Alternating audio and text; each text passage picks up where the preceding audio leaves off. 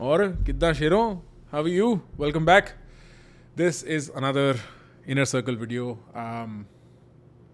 that I'm releasing primarily because I made a tweet a little while ago, and the tweet came actually after I'd done recording this video and sort of uploading it in the archives in the library. And once that came out, the tweet came out, people were talking about it quite sufficiently. People liked that tweet quite a lot and they wanted to find out how exactly. We decided I'd make this video public. This is a long video, just like Fundamentals of Attraction was. This is a significantly long video. I don't know if it's longer or shorter or the same length, maybe roughly the same length. And the intent of this video is to teach introverts, self-identified introverts, people who call themselves introverts, people who think they're introverts, people who have trouble navigating the social world, people who want to speak less when they're navigating the social world, people who are who see themselves as different from people who navigate the social world very well. How to go about winning the social game. That's what this video is about. It's a long video. I want you to remember, this is a test for your attention spans. I tell people very proudly, my audience has no issue with attention spans. I see how long people watch my videos, and I know for a fact you guys can sit through stuff. You are not horribly distorted in your attention spans by short content and swipe up features. You are not people who live and die by reels and YouTube shorts. So, make me proud. Watch the whole video. Start from the beginning, finish till the end. Get yourself popcorns, get yourself whatever you need. But I want you to tell me what you think of the video after it's over. And towards the very end, there is a segment that I think is very important called Use Your Strengths. And it's a brilliant mental model overall for you guys to have in terms of doing the best in life. So follow it till that point. Having said that, this video is because it was for the Inner Circle, and Inner Circle has all my courses. They have access to everything I've put out. A lot of these points in this video, I presume you've seen Art of Conversation when I'm actually speaking to the guys who've actually seen Art of Conversation and my other stuff. So in case you find yourself that you want Art of Conversation, I'll give you a special discount. Ansh will put the discount code in the description somewhere. You can get Art of Conversation for 500 rupees off. You can get the Ultimate Value Bundle for 1,000 rupees off. You can go work those discount codes and it'll magically do the things it should do for you. Finally, if you're still interested in that product around dating that we spoke of in the Fundamentals of Attraction, by the way, if you haven't watched that video, what are you doing? Go watch that video. Fill up the form. Let us know so we can reach out to you personally. Okay? Okay, so you get early access, you get early offers, you get discounts and so on. Having said that, ladies and gentlemen, please continue to enjoy some of the best work we've put out. Best of luck. See you soon. What is an introvert? Traditionally, an introvert is understood, or let's say colloquially, right? How common people understand the idea of introvertism is somebody who does not like to interact with people outside. That interacting with people stuff, it's draining, I do not know what to say, and therefore I'm an introvert. Well, one of the common errors that people are making when they say that is they are not truly paying attention to the clinical definition of introvertism. Introvertism is not a self-identified I am this, it's a proper psychological trait. And the psychological trait, the clinical definition of introvertism goes to say that an introvert is somebody who finds their energy recharged when they are by themselves. Now, why this is very important is because people make the most common logical error of thinking the opposite is also true, which is that if I as an introvert have a hard time dealing with the world outside, that means I obviously love being by myself. Or if a real introvert, if somebody who's clinically introverted, somebody who's psychologically definitively introverted, finds that they get more energy by being by themselves, they obviously have a hard time interacting with people. This is a common sort of misconception most people carry. And one of the best ways to understand this is to divide the idea of introvertism into two types. There is an inherent introvert, and then there is an acquired introvert. There is a clinical definition of introvertism, and then there is a colloquial definition of introvertism. Right. Why that's important is because a large group of people who are essentially acquired introverts, who acquired the trait of introvertism, who are colloquially introverted, which is that they have a hard time dealing with the world outside, begin to think that they are introverts, carry that narrative in their head for too long, and never quite understand how to go about socializing in the wide world. Then they have things like FOMO, then they have things like missing opportunities. And a large part of what I'm trying to do with my community here is to make sure you are not one of them. We'll get to things slowly. Make sure you are ready to stay through the length of this video. This is an important video. It's going to take a little while to deliver the entire crux of what we're about to discuss. But first, let's give a little more time and understand what are the causes of introvertism. Number one, and this is probably the most, let's say, this is sticking truly to the clinical definition. We have to assume in this case that there is a certain set of people, that's a ghost by the way, there's a certain set of people who were born with this trait introvertism, who automatically, as a function of their biopsychology, as a function of their biology and psychology, would much rather be alone, hang out by themselves, and they feel more energized. Fair, true. Fact of the matter is there isn't a lot of research to suggest that this is a thing by birth. And so my guess is, to some degree, this is a trait that people acquire through life. One of the reasons is, you're a kid, right? You go to high school or middle school, you spend time with people. You very quickly realize, first of all, there's a popular group. The popular group exists. You try to find your way into the popular group rejects you. Or you're a kid who's naturally shy, you try to make friends outside, and very quickly you find that those friends don't necessarily like you, right? And you feel rejected, you double down on your shyness, you find yourself being awkward or nervous, and that lends itself to the idea that the outside world is not for me, so I much rather would be alone, and you end up being what I called an acquired introvert.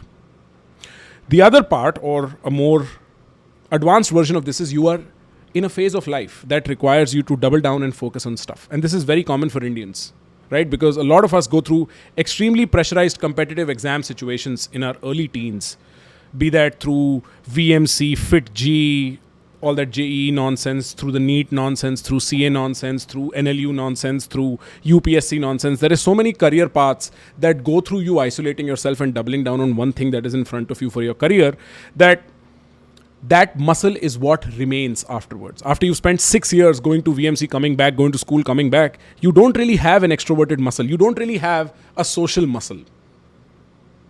And that creates this situation, my friend, where you begin to think you're an introvert. And you begin to repeat to yourself that you're an introvert, that you're not made for the world outside, because every time you go outside, people find a way to reject you, and you're like, man, maybe this is not for me. Maybe I should be by myself.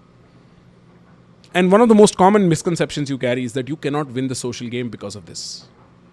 One of the most common misconceptions people carry, and this is almost a sedative misconception. People sedate themselves with this. People get drunk on this. People tell themselves,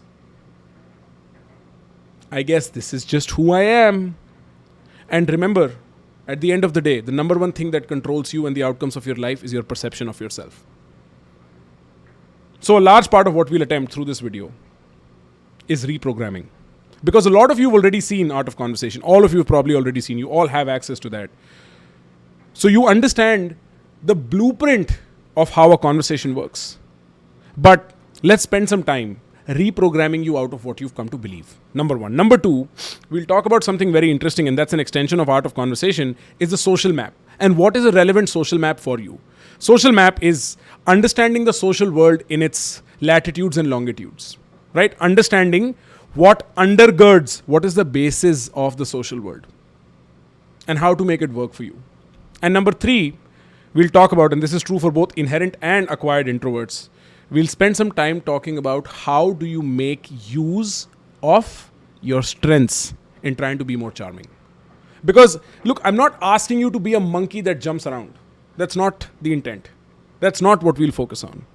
I'm asking you to be you. And how might an introvert, wherever an introvert might be watching this video, some of you will forward this to your friends and stuff. How might an introvert use their strengths of being soft-spoken, of being more relaxed, of not finding a need to be all shitty and excited and jumpy, and still make it work? Are you ready? Okay, let's go. Okay, number one. Reprogramming.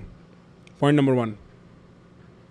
Most people think that people on the bottom of the social chain are introverts, when in fact most people at the bottom of the social chain are merely afraid. They're people who are nervous, who are awkward, who are shy, who have insecurities and are afraid. They're not really introverts. Introverts, as a matter of fact, have no problem socializing. Introverts do pretty well in the social game. And I mean real introverts. I mean inherent introverts. Just because somebody is introverted, which means that somebody has a better time refueling themselves by themselves, does not mean they socialize poorly. people who socialize poorly. You have to get this down. The narrative seal on top of your inability to communicate has to be taken off. That's number one. Number two, what these people at the bottom of the social chain have is what I call a poor man's mindset. For a poor man, everybody above them on the value chain is rich.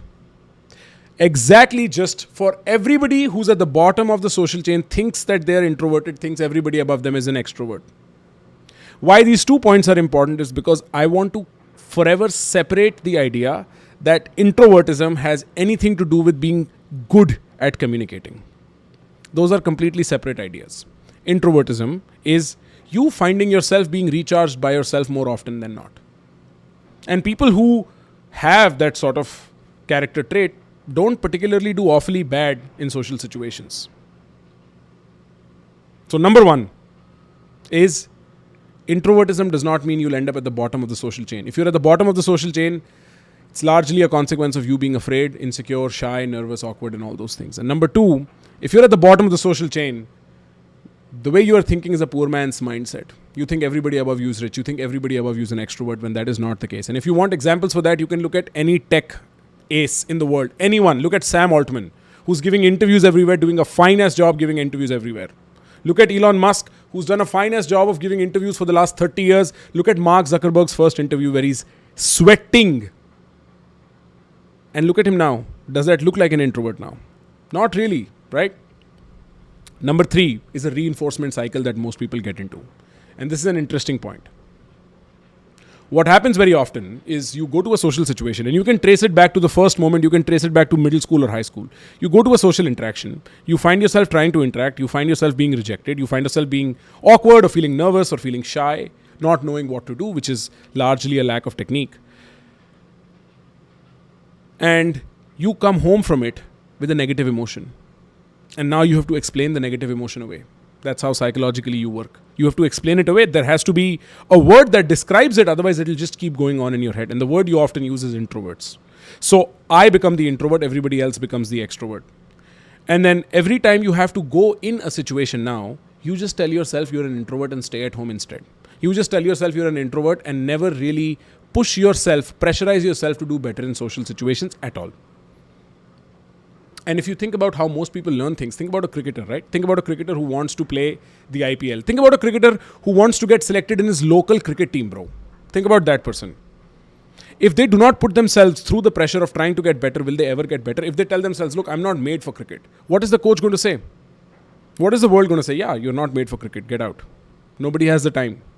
And so you tell yourself a self-fulfilling prophecy. Most people at the bottom of the value chain in social situations tell themselves a narrative, tell themselves a story that reinforces a belief that they've held for a long enough time when neither of those things are especially true. And this reinforcement cycle sometimes starts on day one of middle school and ends pretty much towards the end of your age, where things have passed, where life's happened and so on and so forth. And you've always found yourself being incapable of being yourself in more than 70% of your life. Because 70% of your life, you're not by yourself. 70% of your life, you're around other people. And the story you told yourself when you were 11 has become your reality because the reinforcement cycles moved so many times. It's taken you through the cycles of itself so many times. You've come to believe it. Number 4, and this is a good one. A lot of people think the social game is about energy, when in fact it is about intensity. And this is something you need to get down really clearly. A lot of the people at the bottom of the social chain, a lot of introverts think that to socialize properly, I need to be high energy.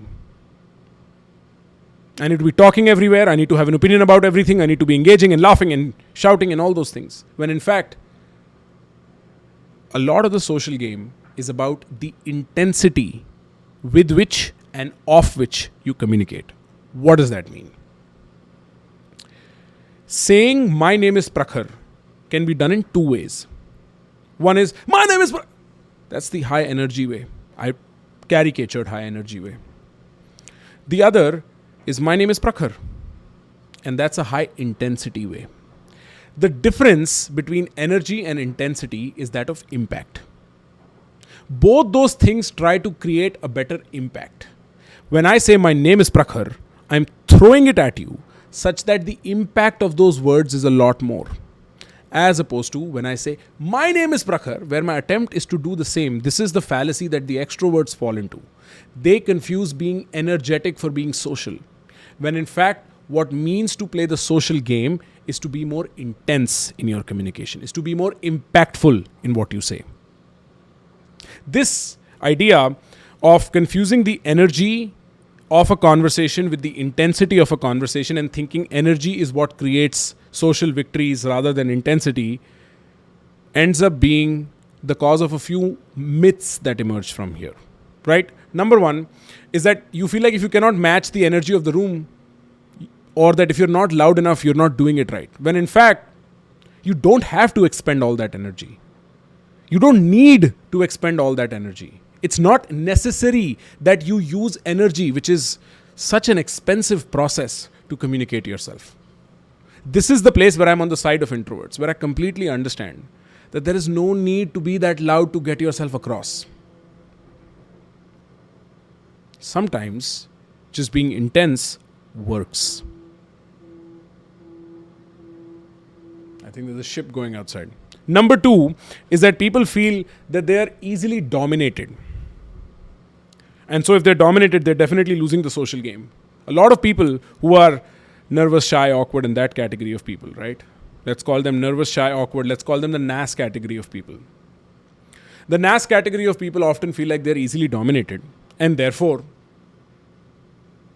they're not going to win the social game. That their social life will suck, because when they're in rooms, they don't know how to dominate, and that is definitely a loss. That is definitely worse than being able to dominate.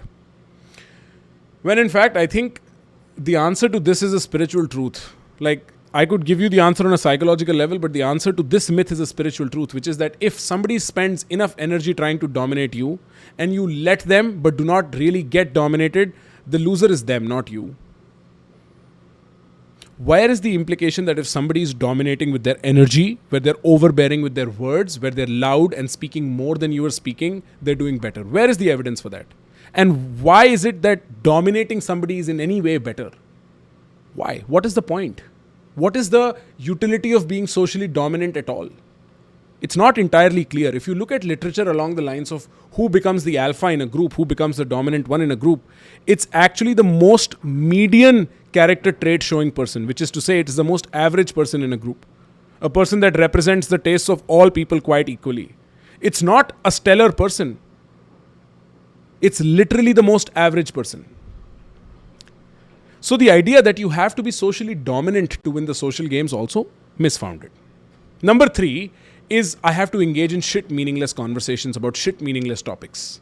Right? You know, you've seen extroverts at parties go on about how cool that watch is, or wow, dude, what a great television episode, and like all of that shit. And you know, you're sitting in a corner being like, I have no interest in talking about this. What you have to understand, however, is that the reason that works, why talking about shit and meaningless nonsense works, is because it generally just expands the surface area of extroverts. They've just said more things, and some things in there are impactful, some things in there are intense. And so they win pretty much by trying more. You don't necessarily have to indulge in shitty, meaningless conversations to win the social game. You don't have to do that. There is no real purpose for that. It doesn't lead the conversation anywhere. If you don't feel like expending your energy on shit, meaningless topics, don't. Remember, it is about intensity of what you say as opposed to energy in what you say. Number four is I have to say something to be relevant. This is the most common one. And you know, a lot of people who are traditionally, introverted, will sit in settings, will be talking to people and find themselves, they have nothing to say, and they'll sit there and then they'll sink into their seat, slowly just become a prop, and they'll get in their head, they'll feel so insecure about not saying something. They'll feel like they're doing their presence a disservice by not communicating themselves, that they won't be relevant, that people won't care, they'll never make friends and so on, because they are fixated on the idea that energy is what is important. I need to say something, I need to expend energy. What they do not realize is that the social map, the social reality they live in, is so much more about emotion than words. Which is to say that you may not say anything, You might just carry an emotion, which we'll speak about in just a little bit more, and it still means you are relevant. That the intensity does not necessarily need words to communicate. It can be communicated with just your body language, with your eyes, with your presence, and the way you operate. It's about the emotion, not the words. And the reason why this entire mythological unsurfacing, this reason why I'm going into all these small myths, is because you need to reprogram yourself. You need to stop thinking. This is the first step. You need to stop thinking that it is your inability to communicate, that you are somehow like this, that I'm doing all these little things wrong and I will never get the results I want. That reprogramming is very important for you to even begin winning the social game. Now, another common sort of idea that people have around their social situations, and this is something you'll get if you ever speak to an introvert, because I spoke to a bunch of introverts just trying to make sure that my experience was not particularly very far off from most people, right? A lot of those guys were part of your community. Is that they feel like if they mess up, they lose. They feel like if I make a mistake, if I make the first wrong impression, if I make a mistake, there is somehow going to be a situation where now I'm not going to be liked. And if you notice that pattern very carefully, it's a pattern where these introverts are fixated on mistakes. And here is a very interesting insight I learned from skiing. I think I've heard Simon Sinek said it, but I remember my ski instructor told me when I was skiing. He said, listen, whenever you're skiing and you're skiing at high pace, never focus on what can go wrong. If you focus on the trees, you'll hit a tree. It's this fixation with mistakes. It's this fixation with the first impression. As if the first impression is the first mistake you make. This conflation of the first mistake and the first impression. That my mistake is my first impression. Think about the subconscious going through someone's head, where they think if I make a mistake, that is my first impression. Why? Is there no other conversation? Was there nothing before or after? Is there no second impression? Is there no longevity to the first impression? Is the first impression not a compound of a lot of things you've done in the first interaction? Why is only the first mistake the first impression, and why are you so fixated with the first impression and the first mistake? This idea that if you fuck up, you'll do something wrong. If you mess up, you'll do something wrong and you lose the interaction is a large part of why people mess up, why people prefer to stay at home, why people prefer to not engage in the social game at all. This is part of the reason that isolates you, is you are so fixated with mistakes, so fixated with the first impression, and how quickly, without knowing, you've conflated the first mistake to the first impression. And largely, this idea of impression is very interesting, because if you go to the bottom of the psychological roots as to where we develop this, right, it's in the childhood.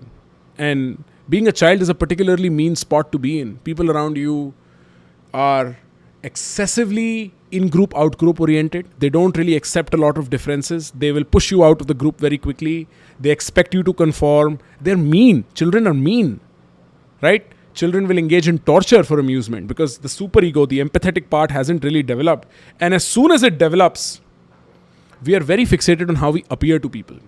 This is the popularity sort of fog, the popularity fog of being in middle school and high school. This is what you're chasing when you're in middle school, high school.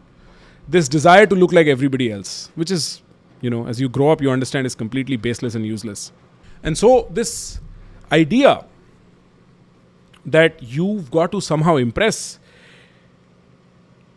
is misfounded. It's created in a place in your life and your time that's not necessarily the most helpful or the most objective time. And it's not representative of what life looks like when you grow up. Because very quickly after you grow up, and this we can discuss at some point when we speak about popularity and how that is built, is that when you're younger, popularity or acceptance is built around the idea of conformity, of similarity. But as you grow older, a lot of what popularity and coolness or the ability for you to be aspirational and so on is built around the idea of non-conformity, is dissimilarity. Right? So a good adage, a good maxim, a good, a good quote, right? A good quote that I expect you to carry with yourself every time you're worried about an impression is focus on expressing, not impressing. Express over impress. And we'll come to why that makes sense in just a little bit. The next most common psychological conception that we need to reprogram you out of is the idea that you don't understand part of your character appeal has lent you to a phenomena of the law of small numbers. What does that mean? When you are introverted, you essentially play to a very small size. Your sample size of people you interact with, the evidence that you collect is a very small sample. And that small sample plus you trying very hard to fit in is largely going to lead you to rejections. As opposed to the extroverts that you think, that you sort of look at and be like, how are they able to go about doing all of this? They have the complete opposite situation. They have a law of large numbers. They have a huge chunk of people they're talking to on a regular basis. Because they're not fixated on the errors they might make and the mistakes they might make. Because they're more centered around expressing themselves than impressing you. They speak to a large number of people and they're less try-hard. And therefore, they get limited amounts of success. The problem is because you've not tried it with enough people, you don't truly have appropriate data to tell yourself what is true and what is not. So you live in this world where you feel like the world's going to largely not accept you. The world's largely going to not like you. The world's going to find you to be rather too quiet, unsure of what you're saying, so on and so forth. When in fact, the problem is you're just playing to a very small sample size and you're trying too hard and therefore you're getting no results. You're getting more losses. When in fact, if you went to a larger sample size, if you met more people and you just focused on expressing, what will end up happening is you'll get more victories. This is a mathematical sort of reprogramming that you need. If you get this bit right, things will change massively. And finally, and this is probably the most interesting insight from an introvert's mind, is they will tell you this so often. They'll be like, listen, once I get comfortable with someone, I have no problem. So what are you trying to say? Are you trying to say suddenly as quickly as you got comfortable with somebody, the extrovert in you came out? Are you trying to say that as soon as that point of this mythical point of comfort is reached, you are no longer in trouble? You are no longer feeling, oh, what am I doing? You are no longer feeling like they're draining you. What is this? Isn't this in some way a self-admission that essentially what is missing is comfort? That if I was more comfortable, I'd feel okay talking to everybody. This is the exact point. This is the place of diagnosis. This is where you can filter inherent introverts from acquired introverts, from clinical introverts and colloquial introverts. If you feel completely fine, if you can crack the dirtiest of jokes, if you can say all that nonsense shit, if you can freely communicate your ideas and stand up for yourself, as soon as that point of comfort is reached, the problem is not whether you're an introvert or an extrovert. The problem is you don't get to that point of comfort. And that is exactly why technique, which is what we focus so largely on in Art of Conversation, and the social map, which is what we'll focus on in just a second, is so important. If you get the blueprint of the land you are on, and if you learn how to walk through it, you win. And then you reach the point of comfort way faster. And if you reach the point of comfort way faster, I guess you have no problem. That's what you said, no? Feel me? Okay, I'm glad you're following. I hope you're making notes. Now, let's talk about the social map. And let's begin talking about the idea of a map first. Look, the reason why articulation is so important, the reason why how you phrase things is so important is because how you express things in language is what becomes the map of reality. A very common, almost caricatured example of this is when you see a rope but think it's a snake, you behave like it's a snake. Because the way you mapped reality was thinking this is something to be afraid of, you were afraid when in reality it was just a rope. So very often, where a rope and a snake is pretty objective, right? It's a rope or a snake. It's one or the other. You might be confused for a brief second, but if you look at it closely. But very often, most things in life that you encounter are not so clearly either a rope or a snake. It's not completely clear, and we discovered some of that in the Fundamentals of Attraction video, where you kind of sort of knew those things, but once I articulated it in a certain way, you were like, hell yeah, that completely makes sense. Articulation is an art of fixing the puzzle with just words. And so the social map is a way in which you understand the matrix of your social reality. Let's put it like that. The social map is what is just right beneath the appearance, the grid that creates social reality. And if you begin to understand that, what you're essentially getting at is understanding the landscape on which you are walking. You begin to understand what is it that does what?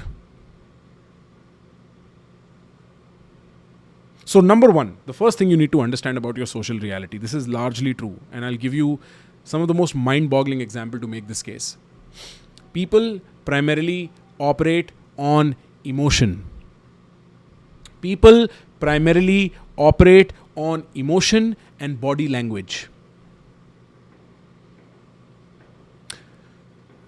When I first moved to America, I was going to encounter a bunch of things as problems. I didn't expect that my name is going to be such a big obstacle, right? The kh sound in Prakhar is very inaccessible to these guys. And the p, as Indians say p, the character p, and p is said very differently. So a lot of people would think my name is something else. They would guess, they would say, is this B? Is this like, they would never be able to kind of formulate my name. And so I would have much trouble in bars and clubs, particularly where the audio sounds, the music is volume, to get my name across. How am I supposed to make friends in a situation like that? How am I supposed to meet people when we are spending the first 30 seconds of the interaction getting awkward around my name? That was a big problem that I had to solve. And very quickly I realized that after the first 2 or 3 tries, they didn't give a shit if they got my name. They were just they would nod and they'd be like, yeah, let's carry on. Right? And I would kind of feel like they kind of get my name. And it would be this awkward sort of distance in the middle. And what I came to realize is that people don't necessarily care if they get what you're saying in a situation like that. They care if they feel they get it. It's a complicated notion, but stay with me. What I started doing after a while was if they're not getting my name, what if they don't get what I say otherwise too? So I would find myself in clubs talking to people, and in the middle of a conversation, I'd just slip in a complete sentence in Hindi to somebody who's never heard Hindi. Complete white Midwestern American person listening to me speak in Hindi, right? The music's loud. I'm leaning in. So I'm kind of speaking in their ear, and I say, or not in their ear exactly, but a little distant from them, right? Speaking like this. And I say something in Hindi, and I make the facial expressions that would communicate whether it's funny or whether it's low energy, whether it's serious, or whatever that might be, right? And I would see them respond to that pretty 1:1. I found myself cracking jokes in Hindi that people would laugh to. And I was like, this is so completely bizarre. Completely bizarre. Right? I would come back home and I'd speak to my then roommate. I'd be like, bro, I tried the funniest thing. I spoke to this girl and I spoke to her in Hindi and she laughed at my joke. And it made no sense. And part of what I was getting at in terms of realizing this was that people respond to emotions and body languages and how your eyes move. This is why the reprogramming is essentially important. Because if your mind is programmed with all that nonsense, there is no real way you can carry your body and your eyes in a safe, in a expressive manner. You will always be this guy. If you are not completely unprogrammed of all the nonsense that you've been storing in your head, all the self-fulfilling prophecies, all these loops that you've been telling yourself constantly, there is no real way for you to actually be relaxed in your body, for your body to automatically broaden and take space, for your eyes to suddenly be purposeful, for your smile to mean something naughty, right? None of those things will ever actually happen. And these are the things that communicate emotion. Your words are a wrapper on the top. A lot of social reality is about emotion. People do not remember what you say. People remember what you made them feel like. And to make somebody feel like something, believe me, you don't really need words. So if you're an introvert and you do not really know how to communicate to people, begin with the idea that you don't truly have to communicate with your words. The words come in later. We'll get to that part. If your emotions are right, if you're communicating the right emotions, you're winning the social game regardless. Does this make sense to you? Lovely. What are these key emotions, right? Go to the basics. Go completely basic. The first one is happiness. Imagine warm sunshine as a person. That's what it is. If you can communicate, if you internally feel happy, if this nonsense in your head is out, if you're reprogrammed completely, you feel happy about life. And you communicate that sense of happiness in the way you carry yourself. There is a step in the way you walk. There is a smile on your face that cannot be taken away. There is a lightness, this levity in the way you interact with people. They feel it. And if they feel it, they remember you for it. More than any fancy words you might be able to say. Trust me. Number 2, if you can make them feel safe in their insecurity. Everybody in the world, Everybody, no matter how extroverted, no matter how good looking, like you think Gigi Hadid does not have insecurity? Do you think Shah Rukh Khan does not have insecurity? Who do you think does not have? Do you think Elon Musk has no insecurities? Everybody has insecurities, bro. Everybody. And if through the way you engage with people, for this you don't need to speak a lot, for this you don't need to have the perfect words, for this you don't need to be in a place where you don't fuck up and mess up and make a mistake. If you can be somebody that through your communication carry the emotion that I'm completely non-judgmental about my insecurities, they feel completely non-judgmental about their insecurities. Now, why this is important? I'll give you an example, right? I remember having a conversation at a restaurant right near my college, 8 people sitting around, and I wasn't particularly feeling social that day. This was my early days at Columbia. I wasn't also very adapted to the American sort of English-speaking situation, social situation, right? And I remember getting only one chance to speak, and I spoke about a certain insecurity I had in a way where it was like a matter of fact, where it wasn't like I was tiptoeing around my insecurity, tiptoeing around my mistakes, tiptoeing around where I'm insufficient. I just spoke about it like it exists. Yeah, I mean, I've had body image issues all my life. I just said that, casual. And later on, one of the friends I had in this group, I was speaking to them. I was like, bro, I'm sorry. I don't think I was very communicative. I don't think I spoke a lot. I don't think I really put myself out there. And they're like, bro, are you kidding? Everybody loved what you had to say. And what that made me remember is that because in the early part of that interaction, I had expressed myself with enough comfort along my insecurity, it had relaxed everybody else in that conversation to be a little stupid, to be a little more in touch with who they were. Complete game changer. They remembered me for that one line I said, for that one sentence that came out of my mouth, and the emotion that followed from it. If you can make somebody feel like their insecurities are nothing to worry about, that everybody has that, you don't say specifically that, but if you can make them feel like,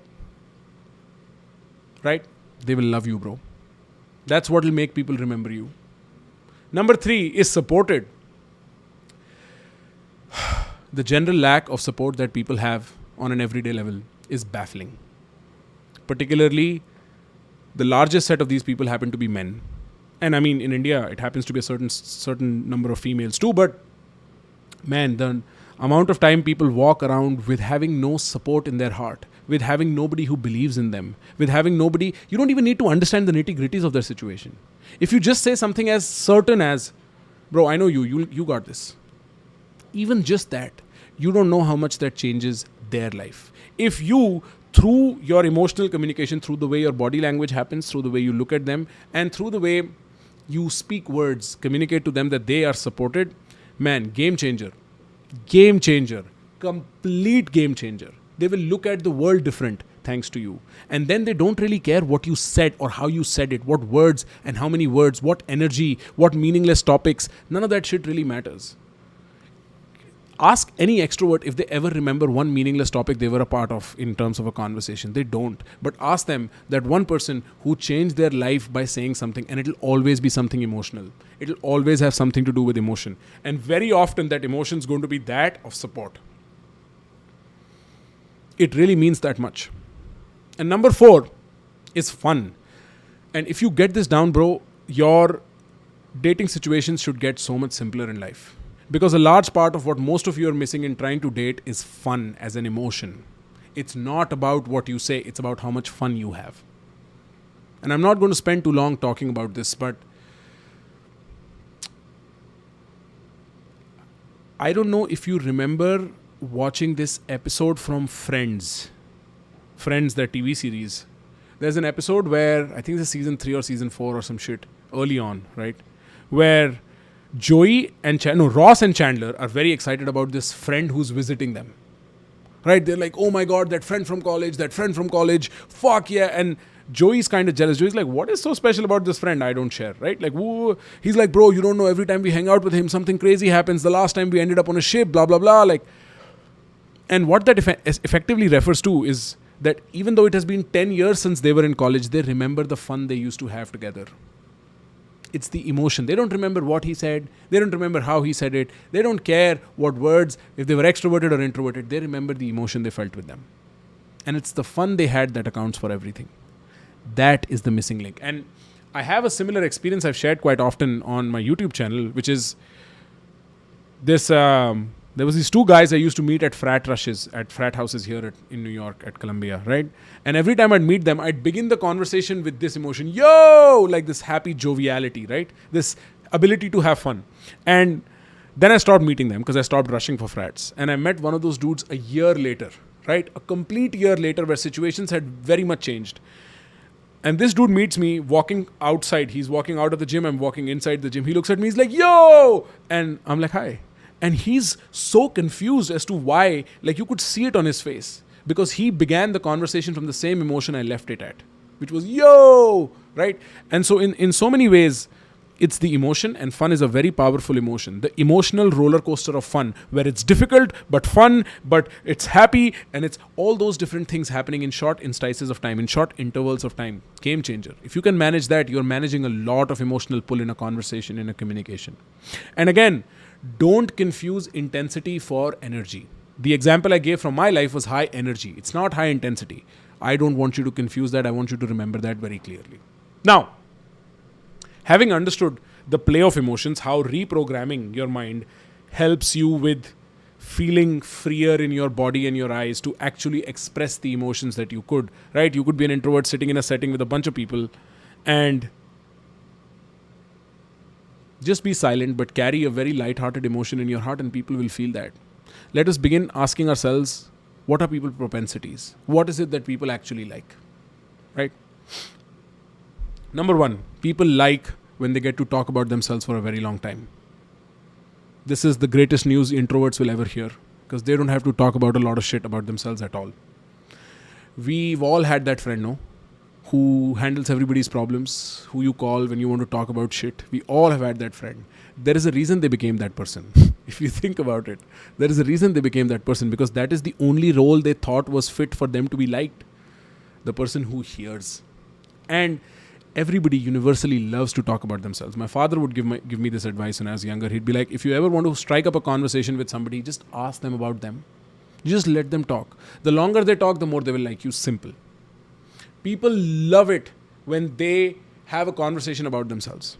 And they love the person they have that conversation with. So here you go. People like people who hear them talk. Simple. Number two, people like people who they spend a lot of time with. Right? The simple idea is people don't necessarily make up their mind in conversation. They don't do it while they are having a conversation.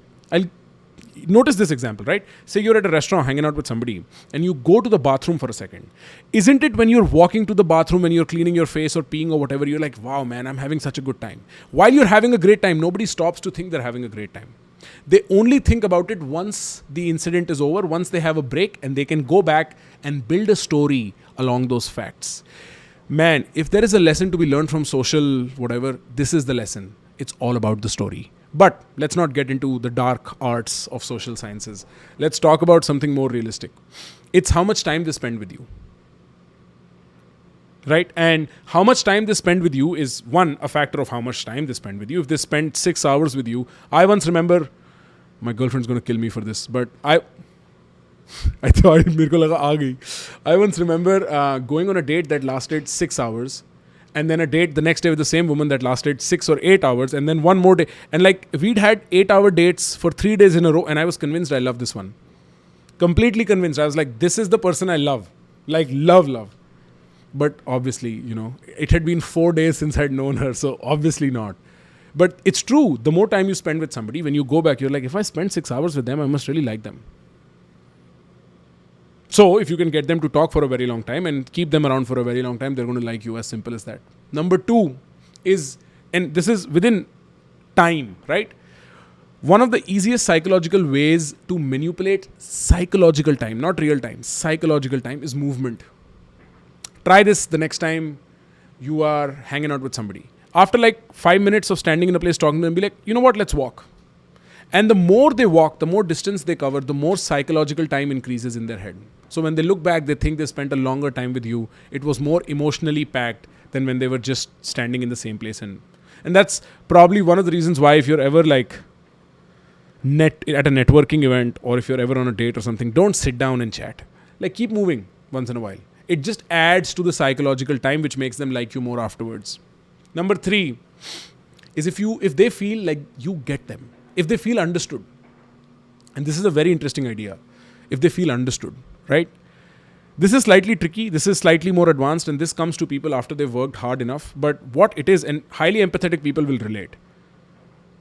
Sometimes you can tell what people are insecure or afraid or unhappy or whatever about. You can tell. You can tell they're hiding something. You can tell that there is a specific place that's kind of, sort of sensitive. In conversation, you'll notice their eyes move around, their body language tenses up. You can feel it. And the good part is when you feel it, it hasn't really been said yet. So in a way, you've predicted what they might be insecure, unhappy, uncertain, etc., sensitive about. Now, if you're able to soften that very topic for them, they will be like, this person gets me like no other person. I don't want you to carry this complexity in your head. This is a complex step-by-step phenomena. We don't have to talk about this. Factually understand this. Theoretically understand this. If the other person feels like you get them, if you understand them, suppose somebody tells you their problem, right? Suppose you're in a conversation, somebody is laying on to you the number of things they've had in their life that are hard. And you just do this simple act of saying, yeah, I kind of relate, and then add something that is somewhat relevant to this. Even that afterwards, they'll rationalize to themselves as, this person gets me, man. They understand my problems, they understand my pains, and they repeat those pains. It's as simple as that. Number 4, if you tell them something that opens their mind. When a new piece of information is given to somebody such that it really makes them think, that's a very novel, interesting emotion they go through. That's a change in their perception of themselves. That's a change in the way they look at themselves and the world around them. And it's not an easy thing to be able to do. Some people are great at it. Like, I know some people who will completely convince you that comic books are the truest form of literature, right? Because they're passionate about comic books and so on. Not everybody has that ability. Not everybody should have that ability, but you know those people, right? They don't even have to have the general ability of opening somebody's mind. They don't even have to be a YouTuber like myself whose job is to open people's mind. They could simply be passionate about a thing, and the way they represent that a thing opens the other person's worldview about it. And if you can open up somebody's mind to newer possibilities, man, they will like you so much. They will like you so much. But it's a very tricky thing to do. It involves a little bit of skill. We discuss a lot of this in the Art of Conversation. Hopefully you all have seen that. But that's one of the most beautiful ways. You can ask meaningful questions here, right? Meaningful questions elicit meaningful responses. Those meaningful responses change the way they think about themselves. And in this case, you didn't even have to say something that opened their mind. They themselves said something that opened their mind. Boom, done. And the last variety of people is people who stand in a non-conformist way. People who express themselves in a very authentic way. Or people who stand apart in their own way. Those people are extremely likable. There is a tinge of non-conformity built in that. There is a flavor of I do not look like everybody else built in that.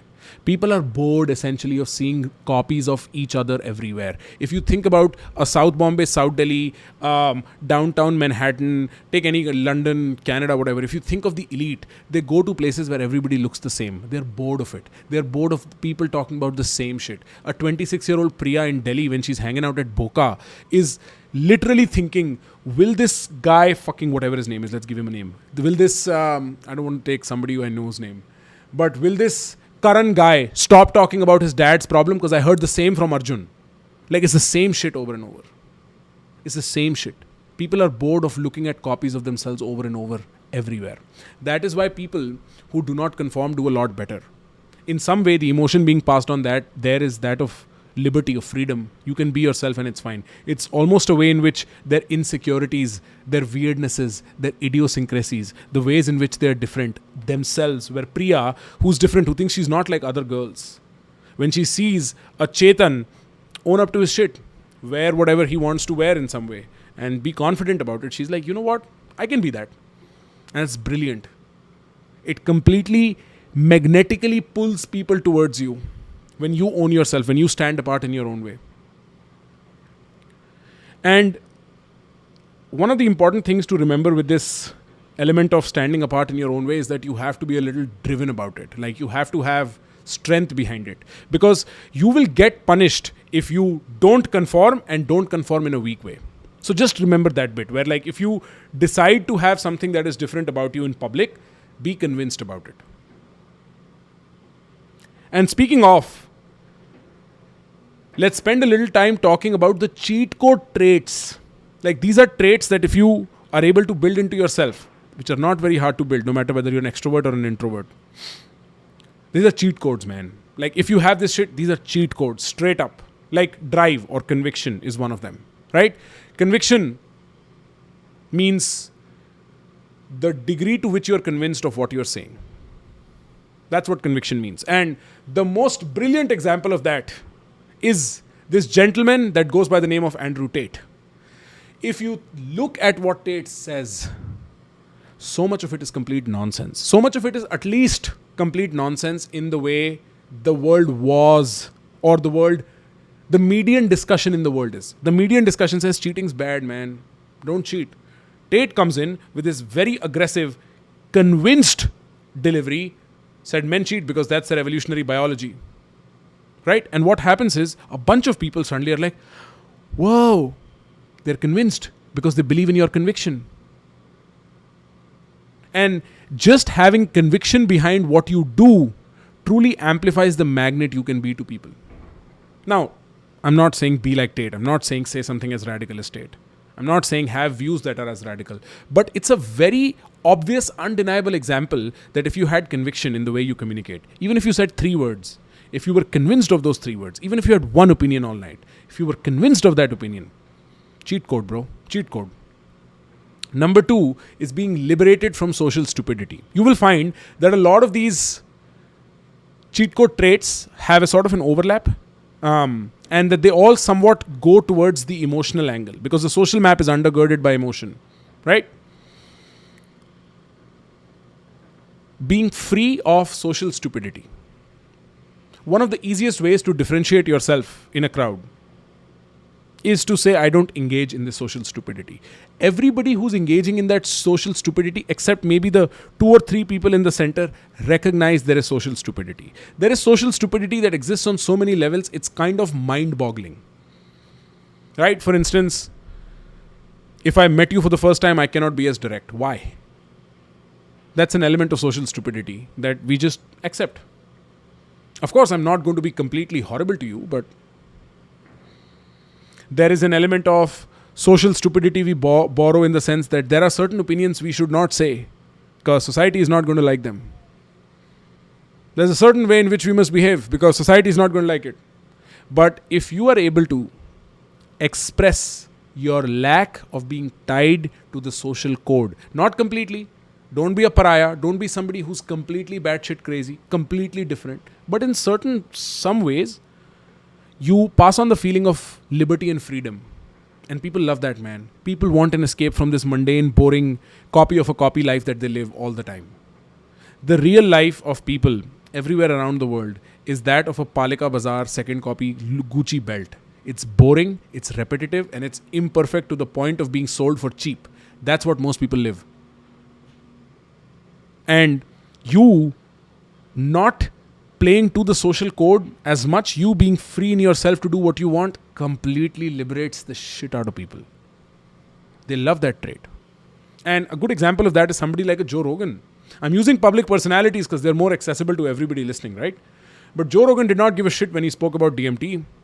Joe Rogan did not give a shit when he spoke against the progressive culture. Where his opinions were so obviously against the social code. People loved it. People were like, oh my God, a breath of fresh air. Now I can say this myself. You see? Number 3 is non-neediness. And this is a problem that introverts fall in a lot because they're coming from that reinforcement cycle of people won't like me, therefore I'm an introvert, therefore I will not talk to people, and then people won't like me. That's the cycle in their head. What happens is when they finally speak to people, they're so focused on impressing people, they're very needy. They play it such that they communicate in their body language, like me, like me. A very common example is they lean too close. They'll get way too close to you. Or they'll speak in a way where they're completely like the end of their sentence sounds like a question even if they're making a statement.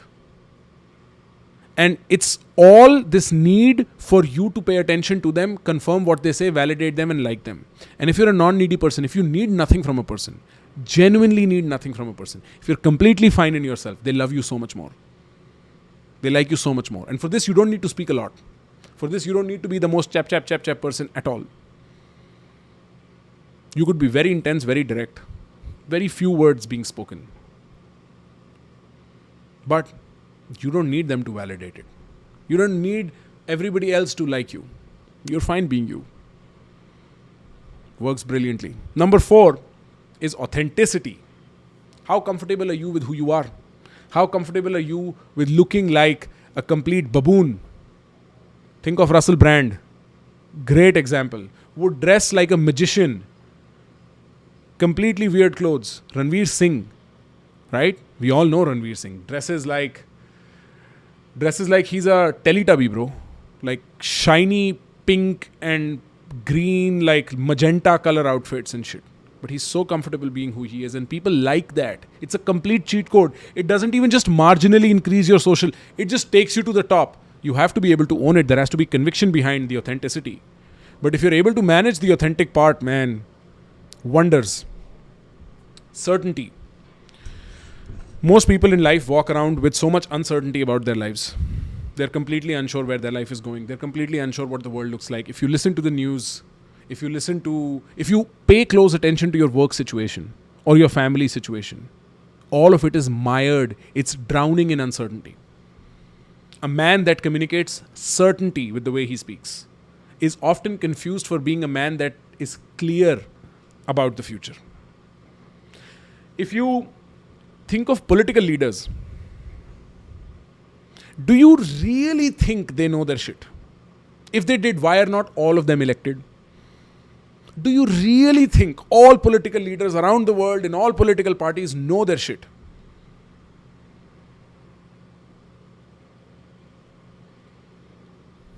I don't think so.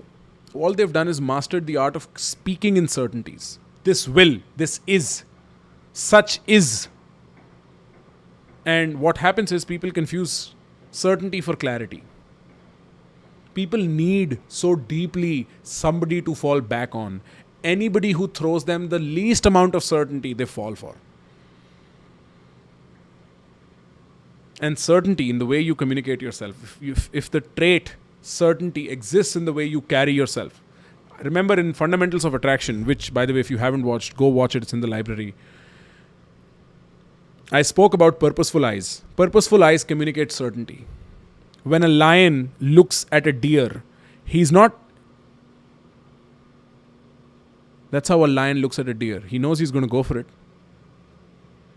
That's certainty. And that, you have no idea to what degree that changes the game. And finally, passion. Nerds, geeks, guys who are so invested in niches, microcosmic games, comic books, video games, right? What's it called? Science nerds. People who spend too long reading their JEE, VMC fucking notebooks. People who spend way too long doing that shit. People who spend way too long in college or whatever. They think they're socially inept because they think, I don't have any popular topics to talk about. I haven't seen the latest movie. I don't know who Ice Spice is. I don't know who Ice Spice is, by the way. I don't know what a Lamborghini is. How is it different from a Ferrari? I don't know how. Bro, it really doesn't matter. What are you passionate about? And try ever speaking about something you're passionate about with the passion you have for it in your heart. Try authentically coming out with your passion. Try it. Give it a shot. I want to see it. I have taken this on as a challenge quite a few times when I tell people, sometimes people I coach in person, sometimes people at large, where they're like, wait, I don't think that's true. I don't think people like when you talk about video games. I'm like, I will speak about video games for 3 minutes and you will be completely convinced you need to go home right now and play video games. You think people have their own opinions? You think people like extroverts or whoever is socially popular or whoever has the social game down, you think they have their own opinions, that you think their heads are full? Their heads are empty, bro. They're waiting for you to fill it up. And your passion is what fills it up. And when you deliver why video games are a thing to you with passion, if you're able to express that properly, man, it changes so much. There is some technique involved, there is some skill involved. And a large part of this technique and skill we speak about in Art of Conversation. But the fundamental premise is the same. What are you passionate about? Where is the passion when you speak about it? Because you're afraid, because you are nass, you're nervous, awkward, shy, whatever, afraid, fear of rejection, all that stuff. Because you have all of that going for you, you never truly bring yourself out. And then when people don't respond to you, think I'm an introvert. That's why they're not responding to me. It's this mystery you've built around yourself. It's this mythical narrative you fed yourself too long. And that's the life you live. If you're an introvert going about upping your social life, here are a certain few obstacles you will face. Number 1, the most common, fear of rejection. Bro, can we please get over that? Like, I know it sucks. And this is going to suck for the rest of your life no matter what you try to do. Bro, you are going to be afraid to talk about your dad about something extremely important, like the girl you want to marry, or the career you want to choose, or the house you want to live in. You will be afraid of launching a new product, launching your content piece. You will be afraid of reaching out to somebody for help. You will always be afraid of something or the other, and it all boils down to the same fundamental, fear of rejection. Now let me flip this for you. If you could do away with fear of rejection, what is the possibility you hold inside you? Tell me about that. If you could remove fear of rejection, who do you become? And I'll give you this very honestly. I've seen this with my roommate Ash. Ash, if you remember from the vlogs, Ash, if you remember from the streams, Ash has legit zero fear of rejection when it comes to social situations. He will do the wildest things. And Ash is like a tamer example. I've seen Jonathan, who had literally zero fear of rejection when it came to social situations. And I've seen him do wild things. I've seen him make possible what is completely impossible on the fly. And that's what I mean. If you take your greatest fear and flip it, it becomes your greatest superpower. So, fear of rejection, expect to encounter it, expect to hold on to it. You will get rejected more times because you're trying to work on so many levels. You're trying to work a muscle you've not practiced for so long. If you never went to the gym and I asked you to go to the gym and lift weights for your biceps, 2.5 minutes into it, you'll be like, ugh. So do you sit down and never try it, or do you try it regardless until the muscle is built? That's fear of rejection. Fear of rejection is you sitting at home and not going to the gym because you know it will be painful. Number 2 is feeling like an outsider. So common. I have just moved to this new city. I have moved to new countries, new workplaces, new this, new that. And I'm an outsider. I don't know it. I don't know enough. I'm not there yet. I don't know. Right? And I mean, bro, the simplest thing I can tell you about this, the easiest hacks, and all Indians, all of you guys, most of you who live out in the West know this. The secret is exoticize the outside. What does that mean? When I walk in New York, I'm an Indian from Delhi. They don't know shit about Delhi. They don't know how cool or uncool living in Delhi is. They don't know anything about what is fun and not fun in Delhi. They don't know anything about what emotion they should associate with Delhi. So many shurs, right? Their best idea of what they need to associate with Delhi is Raj from The Big Bang Theory and Apu from The Simpsons. Or Aladdin. Some of the idiots think it's like Aladdin from Aladdin, right? Those are complete idiots. But what I do is I let them have their stereotypes, let it wait for a little while, and then I begin to tell them cool, really great, beautiful, mesmerizing, emotionally packed stories from my life in Delhi. I exoticize it for them. I make it such that it's an unachievable thing for them. I just tell them stories like they're cool stories. Dude, this one time in a club in Delhi, and like, whoa, that's what happens in clubs in Delhi? You take the foreigner and you exoticize it. It's one of the simplest things you can do. You will always feel like an outsider when you climb up. Always. What do you do with the outside information? You have something they don't. You have something they never will. What do you do? Be ashamed of it? Or like use it as an armor? It's an attitude shift. If you get this, it's an attitude shift. My friend Hardik does it so brilliantly. His name literally in America sounds Hardik. That's his name. He never hides from it. Never. He wears his Indianness on his... Like, he now has a clothing brand for Indian looking attire for Western folk. Can you imagine how well he exoticized the outside? He made it into a product and he makes so much money from that. That's how far he took his Indian identity.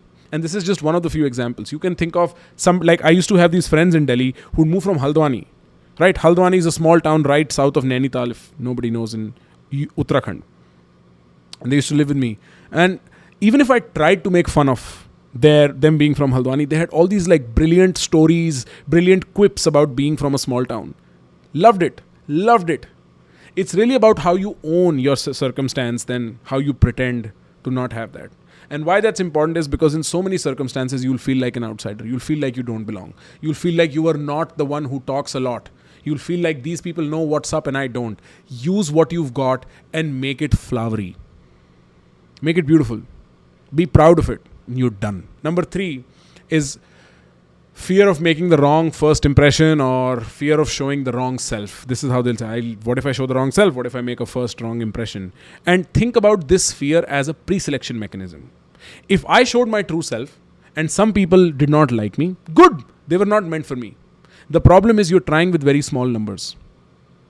If you just expand the sample size by being reprogrammed in that certain way where you feel comfortable being you, where you feel comfortable speaking less, where you feel comfortable being shy or whatever, and you just go about talking to enough number of people, enough people who were supposed to like you will like you. It's a pre-selection thing. This is why it is so bad to pretend to be somebody you are not when you're trying to date. Because then you are literally attracting the wrong type of person for a pretend version of you as opposed to the right kind of person for the real version of you. Take those rejections, at least you're finding the right person. Don't worry about making a wrong first impression. People who have to like you will like you. You'll get over it. The pain goes away very quickly. Trust me, write down a number 50 in your notepad and go about trying doing this and you'll see. Like by the time you're at number 30, like 50 say, you just keep reducing 1 every time you interact with a stranger. By the time you're at 30 or 20, you'll be done, bro. Number 4, assuming comfort in your first meeting. And this goes back to the idea that introverts will often say, if I was comfortable, like once I get comfortable, I get okay. Yeah, then get comfortable in the first meeting. This, like, I obviously don't mean go up to somebody and be like, "Bhai ke lode kya haal hai?" Like, that shit obviously doesn't work. But where you are right now in your comfort level in your first meeting and where you will be at the 10th meeting, you have to slowly start moving upwards. Like, I don't know if you've ever seen this. I don't know where I saw it. It was on Twitter or some shit. This dude walks into a bar. There's 2 hostesses. He just puts his arm around them and starts walking and they start walking with him. And I'm not suggesting you do that. But the general point is look at him assume comfort. He thought he could do that. So he did it and people played along with it. Which is the same thing that happens the second time you meet people. Where you second time you meet people, you're like, you dress well. I like it. And they're like, oh, thank you. Now, what if you did that in the first meeting? What if you did something more invasive? Let's say, something more signaling of comfort, that I'm comfortable with you in the first meeting. What happens then? Do you become more comfortable? Do you automatically become more intimate with them faster? It's as simple as that. And finally, this is very important for true introverts and for introverts, for inherent introverts and acquired introverts, for clinical introverts and colloquial introverts, however you want to see it. Remember, use your strengths. If you want to speak less, speak less. It's great, but then say what you say and have substance behind it. Like, if you say less words, that's great, but make it meaningful. If you say less words and they're also flubbed, then you're an idiot now. Like, what are you doing? Forget the energy. Use the impact. Use the intensity. Number 2, communicate with your body and eyes. Clear your head with all the nonsense you filled up. If that's not clear, go watch the reprogramming segment again. Get rid of all these things you're thinking of. Because once your head is empty, your body and eyes will react naturally in the best possible way. Then maybe a few tweaks are important here and there. We can talk about it. I can add a video to the library for that. But beyond that, you don't need to think much about the body language and eyes. If you were light-hearted in the back of your head, you'd sit by occupying space. You'd look at them intently without worrying they will look back at you. You won't be shy. You won't be nervous. You'll know you understand the social map. You know they care about emotions. You know what it takes for people to like you. You know you can play those games. You have a good structure and art of conversation on how to navigate a conversation. What is the technical part of it? How do you ask meaningful questions? How do you tell stories? How do you add risk and emotion to the equation? How do you build comfort when it gets too emotional? All of that stuff. You have that. And if you have that, relax. Your body and your eyes will speak automatically. You will look at them with a proper smile. Your body will speak openness. It'll speak comfort and they'll feel it.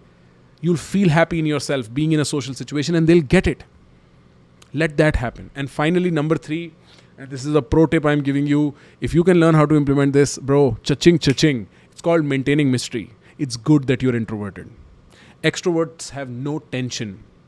The reason why a lot of people are extroverts is because they can hold no tension in their body. They must say everything. They can't hold it in themselves. Introverts, on the other hand, hold a lot of tension. Introverts very often tend to be very tight, but remove the tension out of the equation and notice what people hold in and let out as degrees of mystery. And it's a known fact, the more mysterious a thing is, the better it works. So, it is not only that you have to speak less. When you speak less, if you are able to speak in a way that creates mystery, people will be more interested in you. For instance, what do you do? Oh, I work as a front-end developer in CSS and Python in tech. Okay, no tension held there, no mystery created there, right? He could have as well said, I work for this company at this time, in these hours, this is what I get paid, and this is the city I live in, and this is my dream, in that same sentence. As opposed to, what do you do? Well, I do stuff in tech. Well, what kind of stuff? Sometimes people have dreams and I make it happen. What do you mean by that? That mystery is so much more helpful. Maintain that mystery. Cultivate it. It's completely fine. In fact, it works in your favor. And with that, I'm wishing you the best. If you're an introvert after this, please tell me, do you still feel like an introvert? Because I feel like pretty much unpacked the entire idea. But best of luck. I think I'm supposed to I want to, because when I was writing this video, I had a lot of leftover notes for a step-by-step guide on how to ace social world as an introvert or some stuff like that. Let me know if you want more along those lines. I can give you very pointed how-to advice. Very, very pointed, like, this is what you do, this is what you do, this is what I've done, right? Like, that kind of stuff. Or if there's any other topic you want me to cover, success, money, whatever, let me know, text me on the group and we'll make it work from there. Thank you so much for watching. As always, good job sitting through the length of this. See you.